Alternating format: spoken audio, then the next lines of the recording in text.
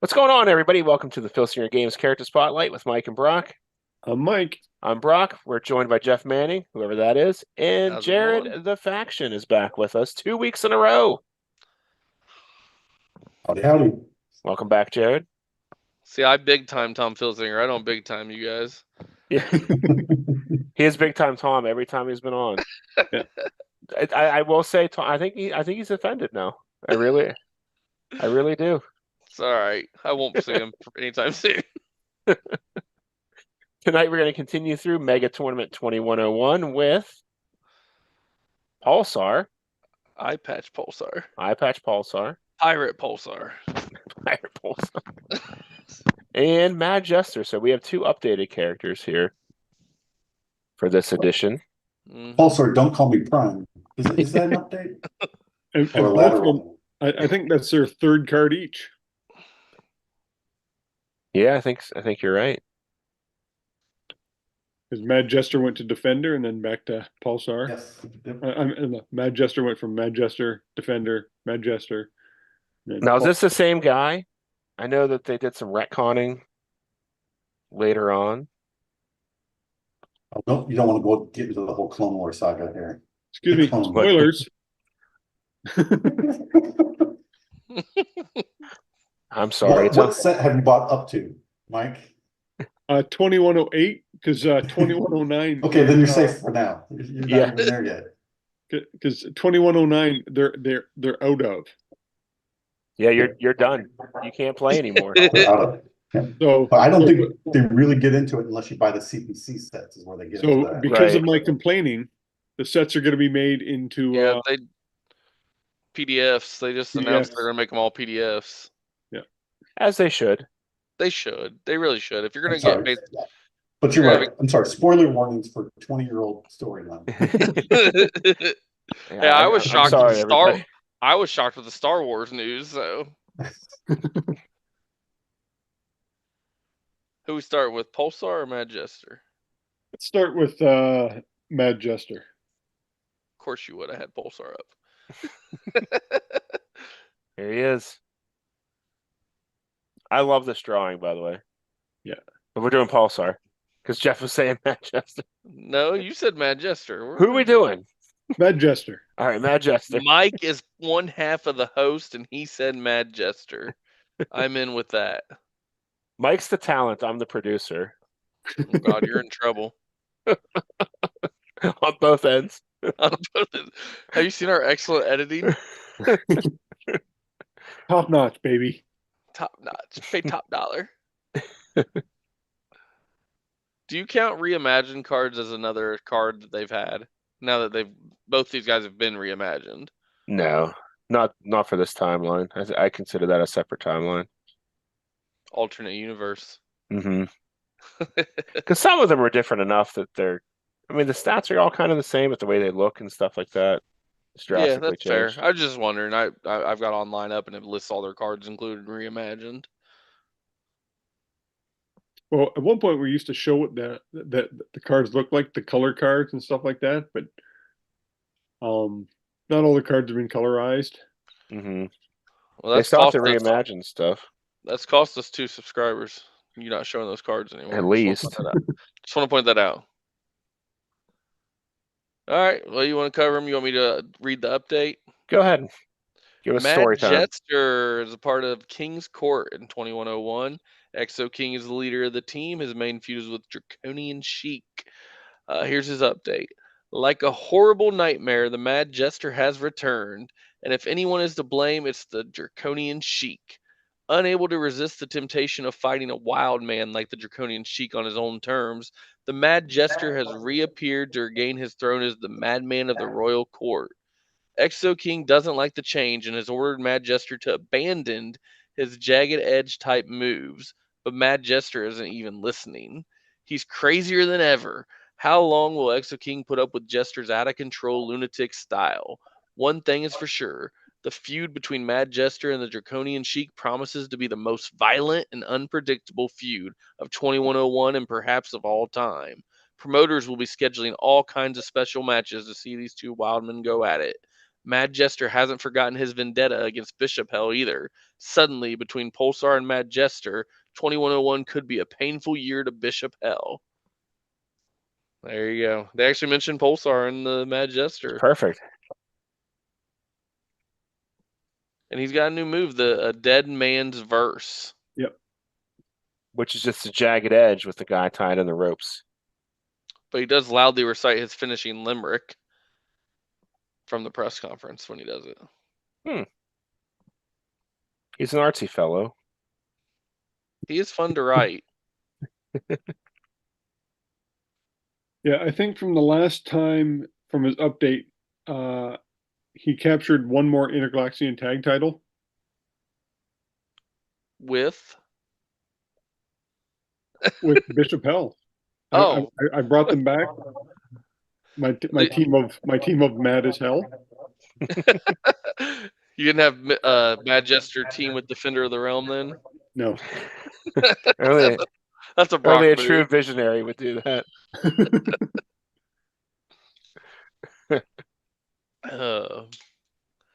But he did feud Santon his last few years, and he lost because Santon's just a solid card for that.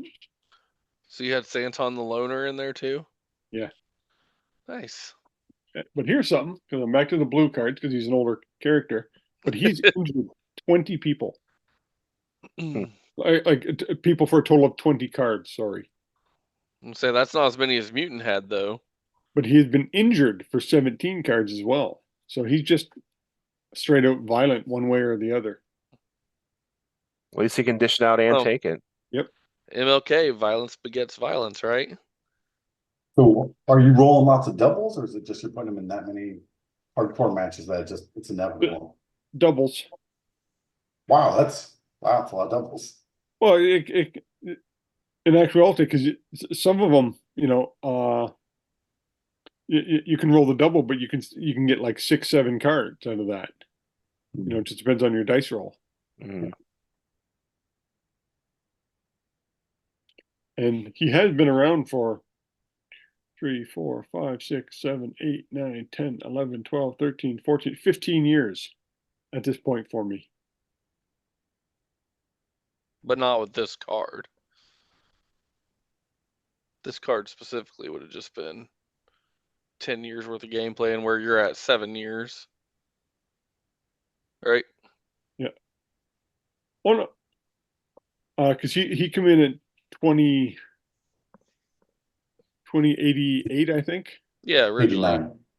Yeah, 2089. 89, yeah. Because he had the big black board in it. Yeah, there you go. So yeah, he's been around 15 years. He spoilers 2089 through 2014 according to the handbook. Well, I've got my records. So he had a 25-year career. Wow. According to the book. He hangs around a long time. Yeah. Maybe he wasn't all that mad. But according to my records, it has to be this card then, because I have him as a 2-time interplanetary champion, 3 defenses, a 1-time Hollow Vision, 2 defenses, and a 1-time hardcore champion, 1 defense. So pretty respectable mid-card here. Any reason you went with hardcore instead of the ever so popular GWF heavy metal title? Yeah, I like the word hardcore better than heavy metal. Fair enough. That's what I was wondering. Yeah, I had that heavy metal title for 1 year. I did not like it. Got rid of it. Yeah, I didn't have it. That's like someone like him probably should have had it more, but I had it for Windows. It'd go away. I'd merge it back into like something else, and then bring it back a few years later when someone new hardcore was introduced, just to kind of spice things up. But I didn't like it either. That and the Hollow Vision kept coming in and out of vogue for me. Understandable. Yeah, the first card was good. Like I said, and I've talked about this before. He set a record for me with 16 consecutive wins when he first came in. No one's ever done that. So if you had Mad Jester as Mike's Bill Goldberg on your bingo card tonight, you win. Yeah, that's crazy. And then this one, this most recent update hasn't been able to do a lot. He is fun to write though. He's a solid mid carder. Oh yeah, At least he's for a me, great character. he makes things interesting, especially at this point because he'd gone face and now he's kind of the tweener. He wants to go back bad, but Exo King kind of reels him in and kind of tolerates him a little more so for me than what the book alluded to, at least. Mm-hmm. So I was mistaken. This card isn't his takeoff. Looking at 2101 for me, he'd already had his IP and television title reign. So this is the card he gets at one hardcore reign because up to this point, he's already had his IP and television wins. So he must have done that to the defender for me. But yeah, it's a really solid mid card type card. Mm-hmm. He's hard to get Especially down. put him in no DQ matches. Yeah. And anytime you knock him down, he can leave. I guess he's got the 1 on 2. He's got it down on level 2. And his finisher is a DQ finisher. Mm-hmm. Yeah, but it's +3 now. Yep. But And the DQ's if he's only in special 5. matches or something, man, he's gonna tear you up. And he's got that add 1 and 2 out of the rings. And with the A, he's gonna do very well. Yeah. And no DQ matches. Yeah, he's been a solid guy where he gets the title shots but just can't win them. So he gets up there and then he just loses the match, loses the title. So he has been getting title shots, but he just can't take them anymore. He doesn't have any title reigns for me either. He's competed for it on several occasions, especially the interplanetary, but never captured it, even especially with this card. That's because you need a TV title or a hollow title. I don't know if you're aware that this starts in like 2074 for me in my Fed, and I'm not thinking TVs are what we're gonna call them anymore. It just A hollow title, maybe VR title. Yeah, AI title. I don't know what it holds, but I never felt right the internet title, Good Jack title, Jackman. Yeah. the $1 million title. Like I know that you guys are the reason they bring in 1 million titles because you guys like to have it's got to mean something. If it doesn't have a title, it doesn't mean anything. I'm old school. Give me my main champion, my mid card, and I'm happy. Everybody else is fighting to get there. That's what I like. Mm-hmm. I always have, and that's fine by me. I still think he's a solid character. I always use him. I love Mad Jester and writing him and his little antics and what he's doing, but yeah, not a title guy for me. Do you use your rap abilities to make them rhyme? They're limericks. For rap, I always envision like a lute playing behind him. I don't know. Mad Jester. He pulls So over you the did do recorder. write-ups? Like did you guys when you were writing up and using Mad Jester, did you actually do write-ups in character and do limericks and expand that? I have before, but so I get in the business of posting, and when I post, I don't post a lot of details. I'm more of a envision it in my head, and sometimes I'll write little notes about things he would say to certain people and stuff in my notebooks and stuff like that, or nowadays when I type them out. But I just don't include them on the board because I'm not a fan of reading long posts. I like the quick results. I feel like I get more people to at least put eyeballs on it if I do quick results. Yeah. And then I add little tidbits here and there. I mean, I'm a big proponent of anything that keeps you from playing. You should probably eliminate if it's taking too long to keep you from playing. And I'm finding that more recently because I've incorporated we've talked about it before on here, the Face to the Mat Wrestling. I've incorporated their book to add more angles to my Fed, and it's good. But I feel like it's almost taking away from my gameplay time. I might use it a little more sparingly moving forward.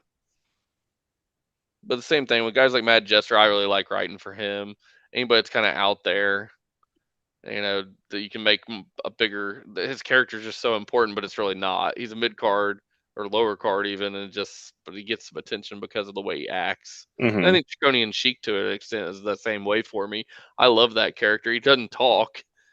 He has to have a mouthpiece for him, but he's always involved in something that you're like, what is he doing back there, and why has he got that as a weapon and stuff like that. just crazy. Which Yeah, is funny. I am not a hardcore wrestling fan at all. Like, not for Mm. hardcore. I don't like GCW, you know, all those hardcore matches and stuff. Not really a big fan of that style of wrestling.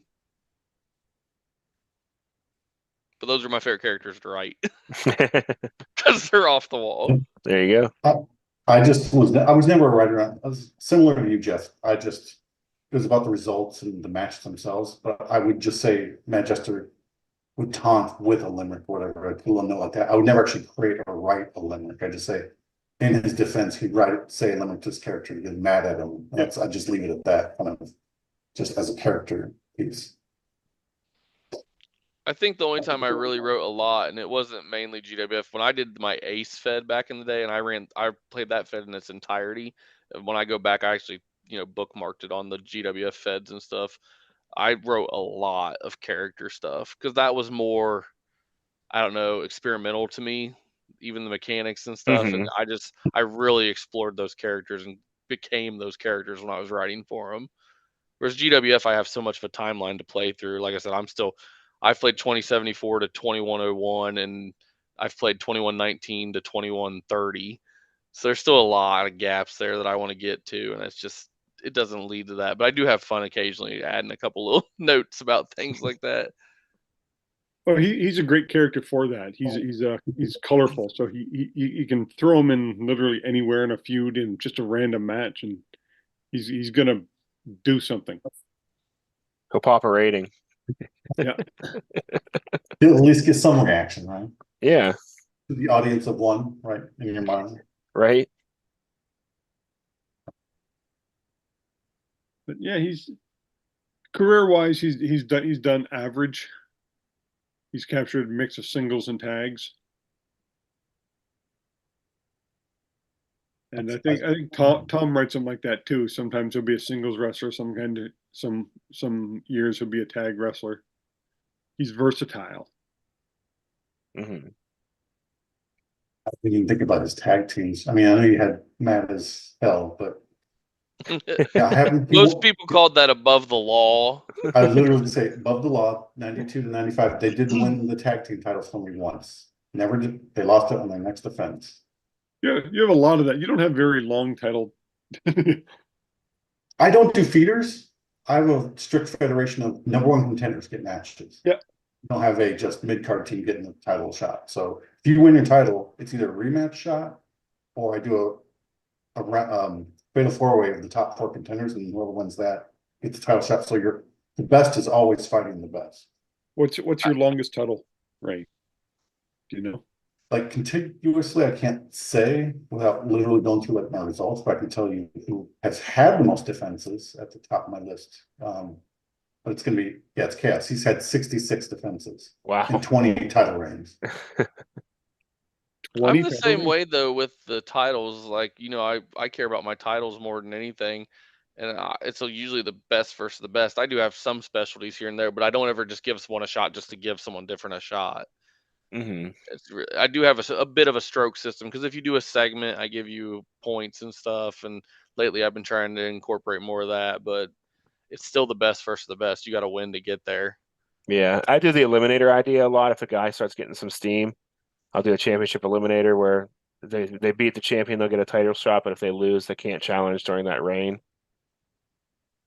Well, I do, but I will Put say some to stakes scale on it to give some more people opportunities. I do my rankings are a 3-month rolling, so you know, 1 month drops off, another one appears. It's 3 months at a time. So if they do have a hot streak, it does incorporate that some. But I do a champion's advantage too. I like longer title reigns. Yeah. I don't have any advantages. I'm more contenders always, and I have if you lose, you instantly, even if you lose the title, you drop like 3 positions. You got to defend your spot to get back to another shot. But yeah, I mean, Chaos was 66 defenses, and the next even closest to him is Star Warrior with 42 defenses, 21 title reigns. That's a big difference. Yeah, like for me, my tag is I think 32 defenses, and that was the Ultimate Gladiators.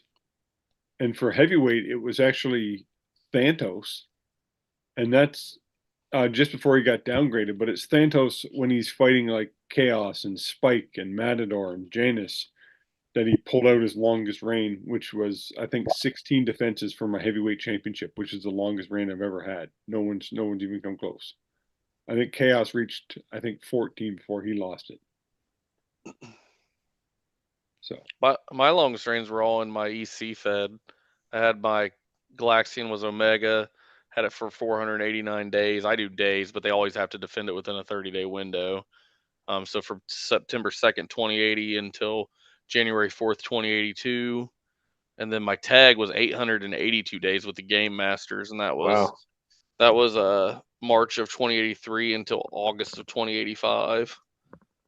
So those are my two longest, my longest per title. Well, since we don't downgrade cards, we don't power creep them. We can slide into the Pulsar. Well, is this a downgrade? The Mad Jester is a downgrade, not a lateral move? It's a pretty sweet card. I have to look at Defender, but I feel like it's better than the Defender. But it is. But he's one of these guys who just kind of goes up and like when we start giving people multiple cards, we usually don't because just their primary card. Defender had that 4-1 pin. Yeah, but 4 downs. But he had more downs, and then also he had a +2 finisher, but he didn't have an add-1. No. So yeah, I'd consider Mad Jester, crazy as it is, more stable from the stats right. I see it. And we got Pulsar Pirate or Pirate Pulsar, no longer Prime. I mean, he has an eye patch. I'm sorry. I associate with pirates, space pirates in this case. You want the update on him? Yeah. Sure, yeah. All right. It's been a long and frustrating year for Pulsar. Forced to spend much of 2100 in hospitals, Pulsar has become a man possessed with a thirst for revenge. His eyesight has totally returned in one eye, but the other may never recover its full capacity. Remember the injury in 2086 to Dragon Fighter by Genghis Khan and the Mutant, and what that did?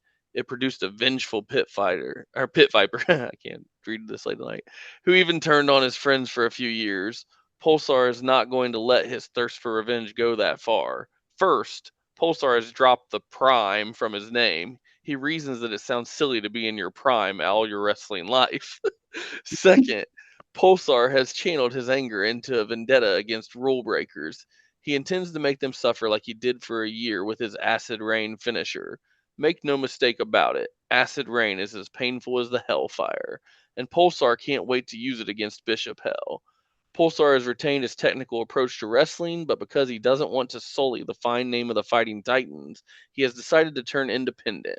Imagine a Titan using an illegal move like Acid Rain. Pulsar can't and won't. He has begged Lord Nexus to understand his need to be alone for a while and has vowed to not sign matches against his Titan friends. Pulsar is trying to walk a fine line between his basic principles and just plain anger. Can he pull it off? How long before he misses being a Titan? And there you go. There's a lot to divulge there with Pulsar and his revenge, and he only uses Acid Rain against heels.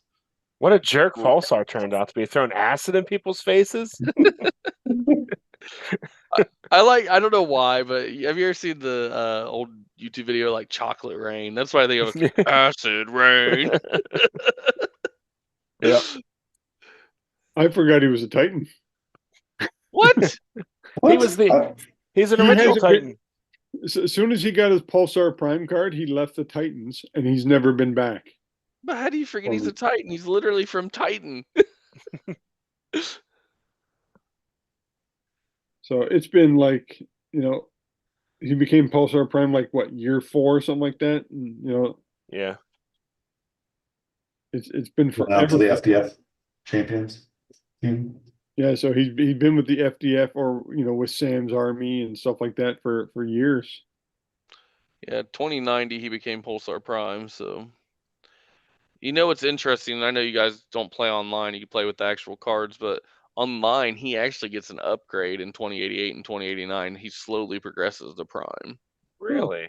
That's Yeah. interesting. So That if was you look, the early vision, right, of online, is that yeah, is that they the would, vision of Sistrix, they knew it was coming with the card upgrades, but they yeah, kind so, of dropped doing that.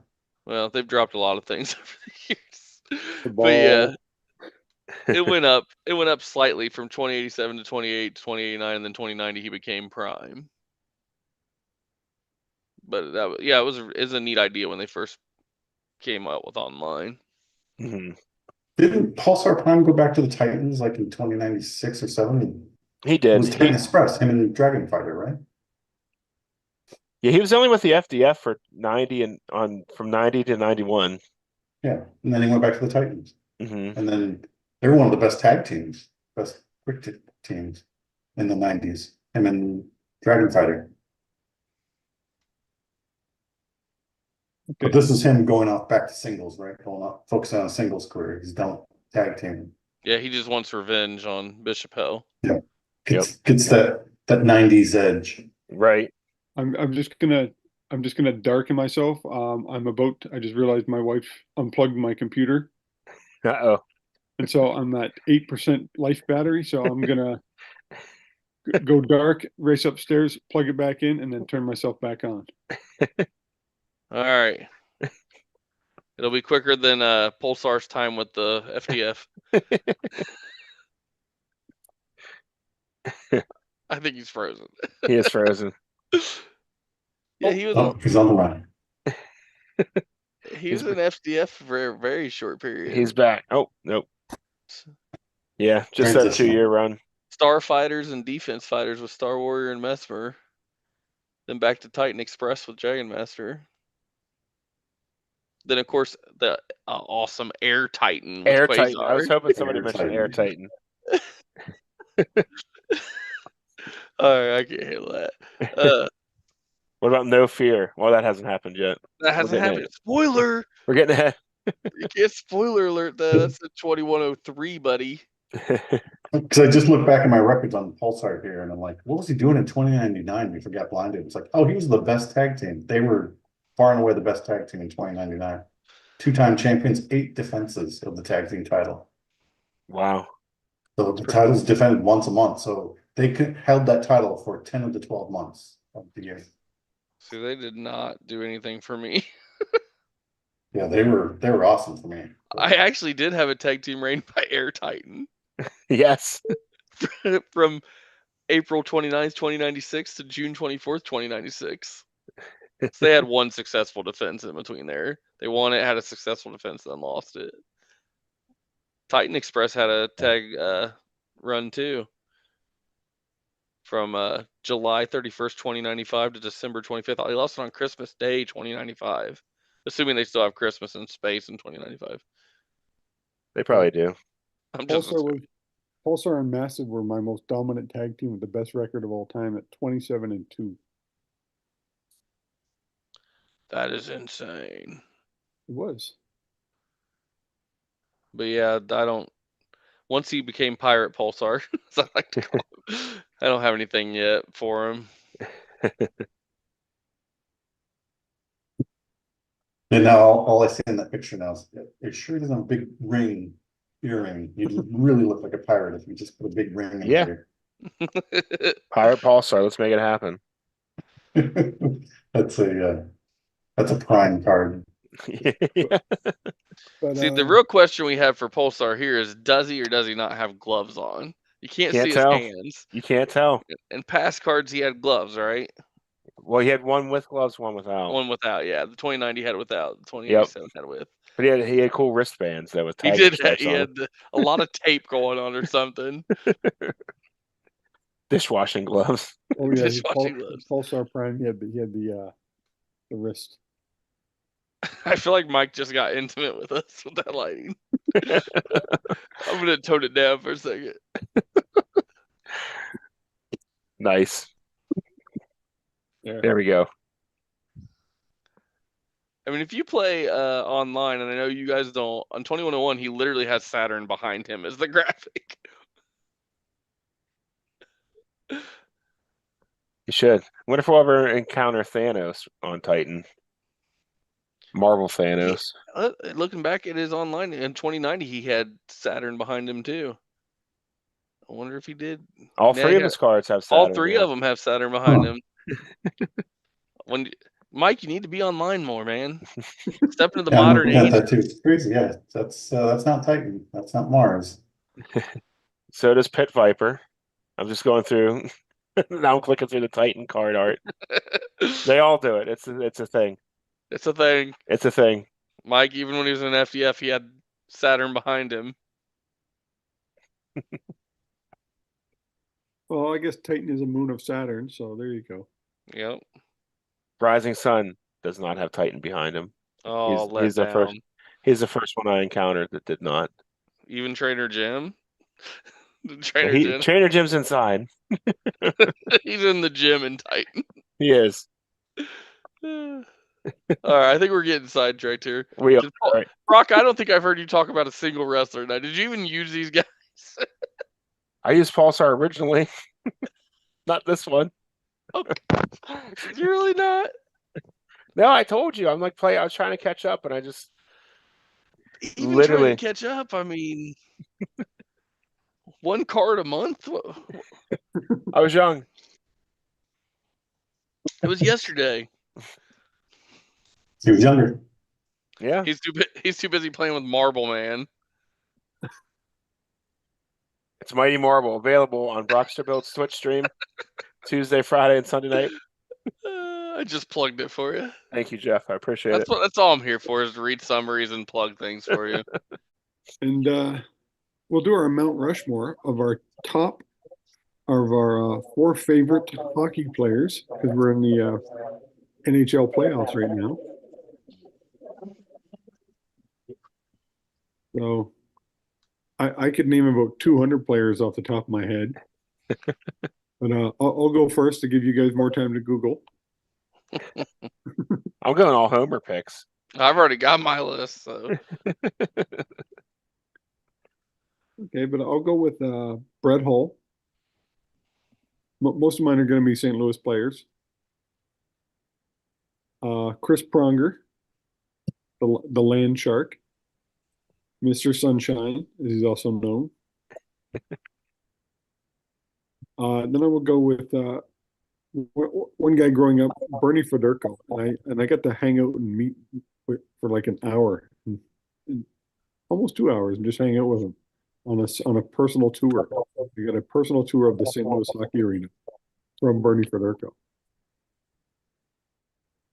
And then no list can be complete without the great one, Wayne Gretzky. Because he's held more records and nobody's dominated their sport like Wayne did. And then my last guy would be Sid the Kid.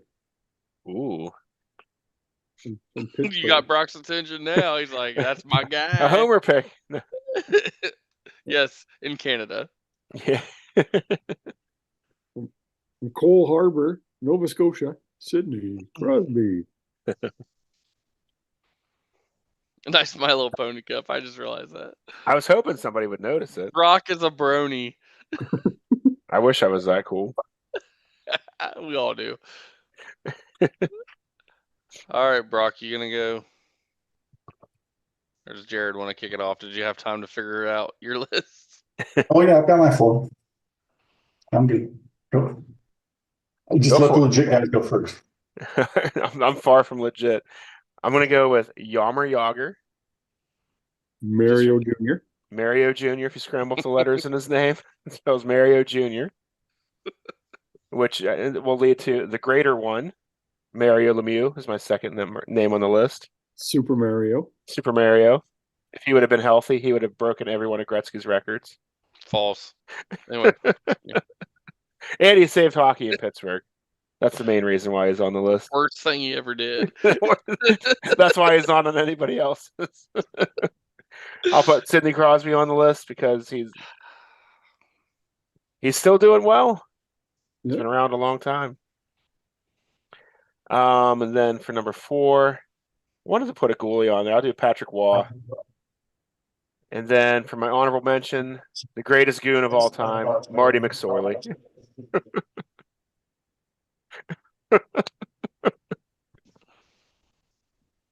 Jared, you want to go? I feel like that was a made up name, but you guys seemed like it was real. So Marty McSorley. Played for Yeah. Edmonton Oilers and Los Angeles Kings. He was a Okay. great stand-up guy. all right, the greatest hockey players known to me that I would always think of when I think hockey is Jack Hansen, Doug Blatt, Steve Hansen, and the Goon from WWF. There you go. That's a great list. Honorable mention is Jeff Hansen. I thought the Hanson brothers might make it. I was hoping they would. All The inspiration right. for the Dudley Boys. Yeah. And then he threw in the goon right in there too. Yeah, it all comes back to wrestling. As Blatt. And then Doug Blatt, the only other real Goon movie I'm aware of. I watched both of them. I didn't realize there was two of them. It's like, yeah, I've seen both of these movies. The Goon. With Sean William Scott. I forgot about that movie. How'd you forget Stifler. about that? Stifler. What are you, Jeff? Still Googling your hockey players? No, I Yes. had them. I've had a list the whole time, and I have personal reasons for them. So, all right. So my list. So in Ohio, we didn't have a team for a long time, so I went to a lot of Cincinnati Cyclones games and Miami University, which was a local college. So my first favorite player is Dan Boyle. He played at Miami University and then went on to play for several teams. Won a Stanley Cup with, I believe, the Lightning, if I remember correctly. Yeah, he was a defenseman. Yeah, he's a defenseman. So he was my favorite NHL player for a while. My second favorite NHL player was just because I liked the name and I always picked him on NHL games growing up when we make our own teams. I always had Keith Kachuk. I don't know why, just always picked him. Much American like Broc, player. yeah. Much like Brock, I wanted to pick a goaltender, and as much as I thought about going Patrick Waugh or Martin Brodeur, my favorite growing up was actually Ed Belfour, and I have no reason why. I just know I usually would pick him on the games. I had Ed Belfour as my main goalie. I have one of the hockey teams, in my rotisserie league. They're big fans of Kachuk, and so their team name is Kachucky Cheese. He's got a couple sons that play now. Yep, one for But for Florida, one for Ottawa. There is no reason that I like Keith Kachuk because besides I like the name and I would always pick him on NHL when I was creating a team. I just thought it was a cool name.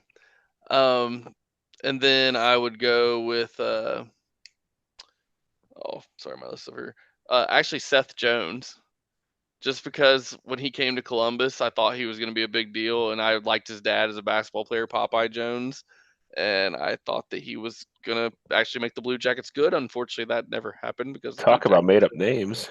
never been good. What, Popeye Jones? Popeye If you don't Jones. remember him, he played in the NBA for the Mavericks, but his son was a hockey player and was a big deal when he came to the league, and That's cool. just never really panned out. He got sent over to Columbus and didn't really do much. Who does he play for now?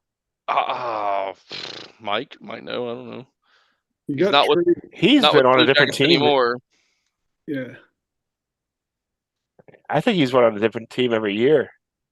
there was a story where he got traded to another guy, and both guys ran into each other at the airport as they were getting off and going on their respective teams. He's currently on the Blackhawks, or that was the last team he was on. He's Signed an currently with them. 8-year, $76 million contract with the Blackhawks as of 2021, He hasn't played for that many teams. I take that back. He played for the Predators, and then the Blue Jackets. Blue Jackets, and then then the the Blackhawks. Yeah, that's not too bad. And then lastly, my honorable mention is going to go to my boy Cam Neely just for being in Dumb and Dumber. Because he was Seabass. That's the reason I knew who Cam Neely was, and I was like, hey, he's a hockey player. 50 goal scorer, power forward, still be playing if Ulf Samuelsson didn't go knee to knee. Take him That down. Pittsburgh punk. Nothing good comes out of Pittsburgh. It's true. So there's my picks. They're a little different, but I grew up on going to Cincinnati Cyclones and Miami University games, so I wasn't a big NHL fan. Besides, I loved NHL like 93, 94 on the Sega Genesis that I played a crap ton of. But was a good game. our special guest Jared has something to show us. He created and ordered a belt people might recognize. All right, let's bring it back to Champions of the Galaxy. Yeah. So I think I'm speaking to the correct people when I say this. Is my first ever professional job I got was in video games. I've made video games for the last 25 years. The first ever bonus I received for making a video game went right to commissioning this. So I designed and made and had Reggie Parks make this in like 2002. That's awesome. Like, yeah, I'm an actual professional, I'm an adult. I'm gonna get a belt made. And what I'm gonna do, real paycheck, real like bonus, is get a belt made. So yeah, That's legit. It's legit. It's ring ready. Yeah, it's not 10 pounds, but it's almost there. It's not light. So It's a That's copy really of cool. Thantos's belt, isn't it? it's what? It's a copy of Thantos's belt. Yes. So he's very good. Very good memory there, Mike. Is I based the design off of what you could see on the card of Thantos with that star kind of centerpiece. But I also was really inspired by the winged eagle. I really like that shape of the winged eagle, so I kind of stretched it a little bit more. It wasn't just a perfect circle. I wanted to have that star center. Jose, can you hold it up to the camera a little bit? See like that. Yeah. Are you going to And defend so I that at based this is Galacticon? going GWF promoter. I pulled the logo off of GWF promoter, and Nice. the sun spot patterns from kind of the logo, the classic Champions logo, that star sign for the side plates. But I just wanted something dual plated, gold and silver, and inspired by the Thantos belt with a little bit of the winged eagle in there. I think Very that nice. officially makes you a super fan. Yeah. I would say so. It's kind of why I like to collect like original art, but then on my second game I ever made, the bonus check went to an interplanetary title, Very cool. which is based on the classic WWF Intercontinental placement with a black center, because I wanted it to not be as bright and shiny as the Galactic. So I had this made when Brock Lesnar was big and had the black WWF title was like a black globe, and I just really liked how dark it looked by comparison. So I put all the color on the side plates, a la the TV title, where I wanted a different color of planet for each planet to make it interplanetary. That's So actually we picked cool. Yeah, bunch of different colors, that's really nice. blues and greens and stuff for the side plates. Very, very TV title, NWA TV title style. Nice. And you could actually wear that. I would need the Mark Henry belt extender. This one, surprisingly, they said, "Oh, can you make it the same size as the actual?" Because Reggie Parks and Dave Milliken made the actual belts for WWF. So can you use the same size and scope of what you did for the Intercontinental? Because I want the same framing. So this belt technically is bigger than the Galactic because of that. This plate is so friggin' big by comparison. You can see side by side how much bigger the interplanetary is by comparison. And this is actually to scale of the WWF. It's like, geez, massive. So Very nice. Thank you for sharing that with us. Those are awesome. Very cool. I'm jealous now. Jelly. you can have them commissioned. I mean, Dave Milliken's still making the belts. Okay. Using the same techniques. So he was apprenticed to Reggie Parks, and Dave Milliken is still making the belts. Very cool. Impressive. Are you going to defend those at Galacticon? No, it's I'm a retired champion. Yeah. There you go. Tired with the titles. Yep. Right on. Well, thank you, Jared. This is a pleasure hanging out with you these past couple weeks. Oh, it's been great. I love talking to champions. I don't really get that kind of discourse much around here. We will definitely have you back. Try and get rid of Jeff. Whoever that is. Whoever that is. He muted himself, so we He can't did. complain. I did mute myself. Yeah. I got a little button here. Sorry, I didn't notice I'd pressed it. I wasn't trying to interrupt. It's okay. So yeah, while you're here, right below Jared, you'll find the subscribe button. If you liked our video, give us a thumbs up. And scroll on down to the description where you'll find all of our friends who make Filsinger Games related content, including the official Filsinger Games podcast roll-up, Uncharted Territory from the Legends team, the Filsinger Games Fancast from Grant, Dizzy Dice by Lee Longpree. Here on YouTube, you'll find Solo Promoter, also from Grant, Dave Little's Heartland Championship Wrestling. After further review, Brad Plays 81 and Bucky 749. I'm on Twitch live every Tuesday, Friday, and Sunday, running my bootleg fed at 9 p.m. Eastern.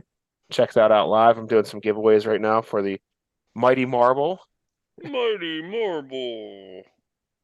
Jeff said it was stupid, but you should still try and win it. I inspired. I said it's stupid. If Jeff thinks it's stupid, that means it's cool. So